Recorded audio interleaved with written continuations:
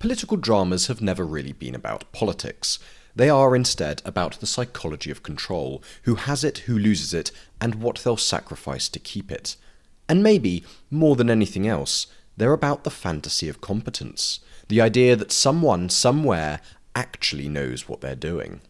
Welcome to Eclected Film, where we explore genres and ideas in everything film and TV related, from the latest releases to the timeless classics.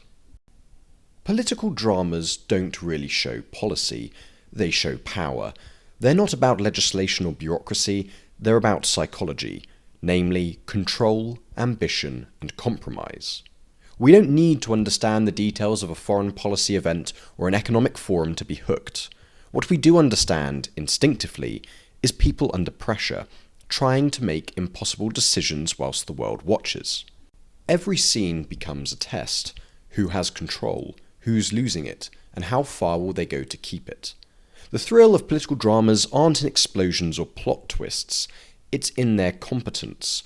Watching someone stay calm, persuasive, strategic when everything is on the line is persistently alluring.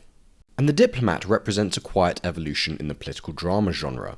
Where earlier shows like The West Wing idealised intellect and A House of Cards glorified manipulation, The Diplomat shifts its focus inward, towards the emotional cost of competence.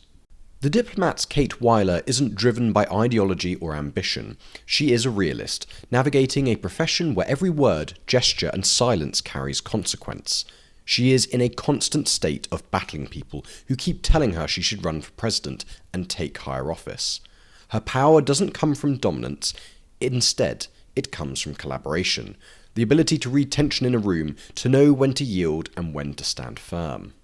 Unlike traditional portrayals of political strength, Kate's authority is earned and not assumed. She isn't infallible because her mistakes have weight, like when she reveals something to her husband she perhaps shouldn't have. Her resilience feels human precisely because it's tested. The show doesn't present her as a mastermind pulling strings behind the scenes like that of a Frank Underwood. Rather, it presents her as someone balancing on the edge of control, constantly adjusting to the shifting pressures around her. This tension between professional duty and personal emotion, morality and survival, forms the show's emotional spine.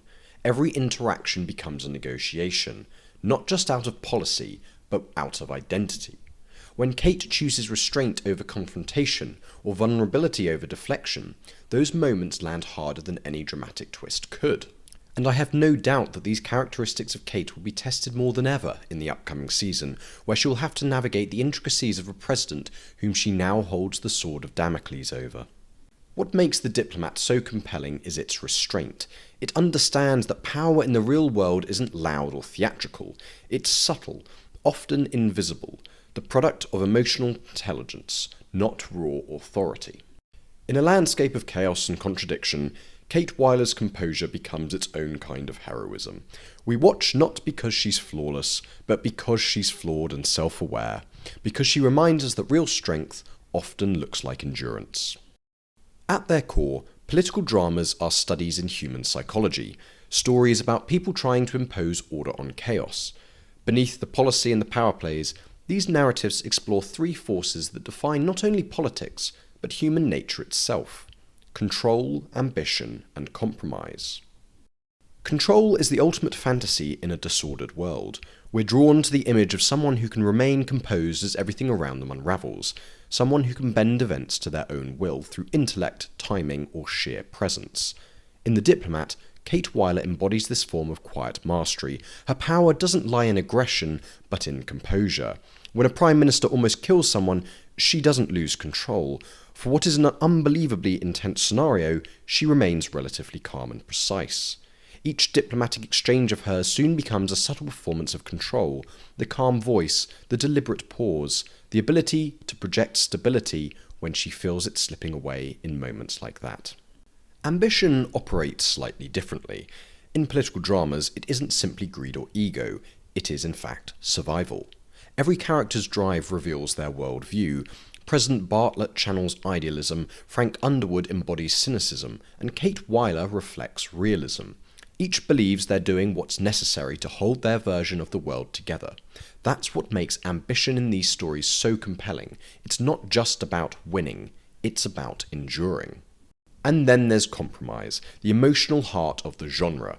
Every victory in these worlds comes with a great cost. A moral line crossed in professionalism, a relationship strained between the British Foreign Secretary, a piece of the self quietly surrendered. Political dramas feel authentic because they reject clean resolutions. They remind us that leadership, that is, real leadership, lives in the space between what's right and what's possible. And in the end, these stories endure not because they show people gaining power, but because they show what power takes from them. At the heart of every great political drama lies a quiet reassurance, the belief that somewhere behind the chaos there are people who know what they're doing. In real life, politics often feels fractured and performative, a theatre of slogans, scandals, and short-term thinking.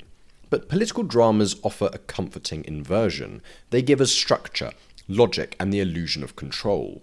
Worlds where decisions still have weight and intelligence still matters.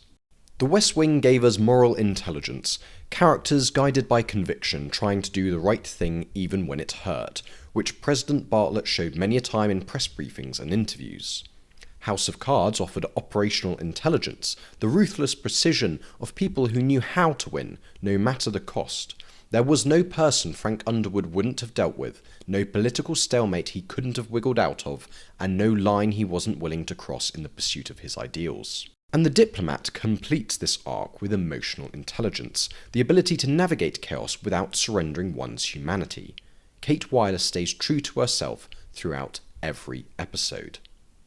Each of these shows reflects a different form of competence, a fantasy of functionality in a world that often feels so dysfunctional. We find comfort in watching problems being solved, systems being tested, and people who actually understand the machinery of power. These stories reassure us that crises have structure, beginnings, middles, and ends. The effort leads to results, that competence, at least temporarily, is rewarded. The fantasy isn't political, it is in fact procedural. It asks a deceptively simple question. What if the systems that govern our lives still worked? The history of political dramas mirrors the shifting mood of society, a reflection of how our relationship with power has evolved over the past 2 decades. The West Wing, which started in the 1990s, captured an era of idealism and eloquence. Its characters believed that intellect and empathy could solve even the most intractable problems. The show's rapid dialogue and moral conviction reflected a time when people still had faith in the institutions that governed them, when politics at its best felt like a public service. By contrast, House of Cards, which started in 2013, emerged from a darker moment, the post-financial crash disillusionment with systems and authority. Here, competence became sinister, mastery without morality, strategy without conscience. Frank Underwood didn't inspire faith, he confirmed suspicion. The show's brilliance was within its nihilism, the idea that power itself had become hollow, and was in fact a game to be played for its own sake. Then came along The Diplomat in 2023, a series shaped by realism and exhaustion. It belongs to a world overwhelmed by information, instability, and fatigue. Its characters aren't idealists or villains, they're professionals trying to stay afloat amid global chaos. In this world, competence isn't glamorous, it's draining.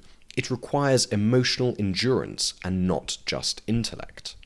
Across these eras, one thing remains constant: our fascination with capability.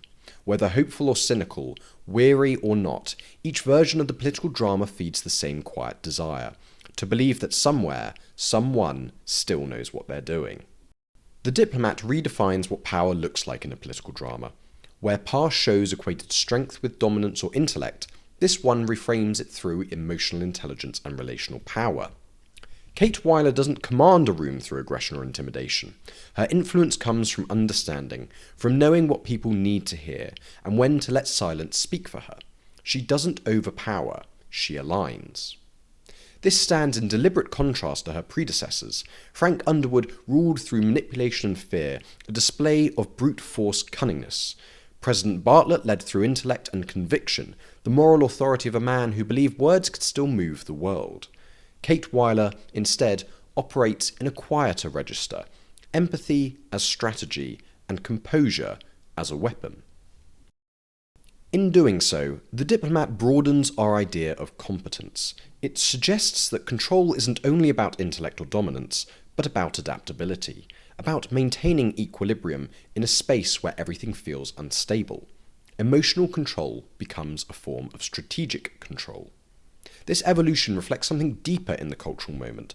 Audiences today aren't craving perfection, they're craving self-awareness. They want leaders and characters who can balance strength with sensitivity and decisiveness with doubt. Kate Weiler embodies that balance. Her power is soft, but is no less formidable. Political dramas don't just entertain, they reassure. They transform chaos into structure, turning anxiety into narrative. We watch them because, beneath the tension and conflict, they make us feel, in a strange way, safe. No matter how complicated the crisis, someone competent is steering the ship. And even when everything seems like moments from collapse, there's an unspoken trust that order will return, that reason will prevail. It is a paradox. Many viewers wouldn't trust real politicians to act with the same clarity or integrity, yet they find comfort in fictional ones. These stories aren't wish fulfillment, they're therapy for uncertainty. They let us believe that intelligence, empathy, and competence still hold meaning in a world that often rewards noise over nuance. The catharsis doesn't come from victory, it comes from restoration, from the sense that chaos, however briefly, can be contained. And when the credits roll, we're left with a feeling that's rare in real life but precious on screen. The quiet reassurance that someone, somewhere, still knows what they're doing. If you have any thoughts of your own on the Diplomat or political dramas, then please leave them in the comments below. And thank you for watching.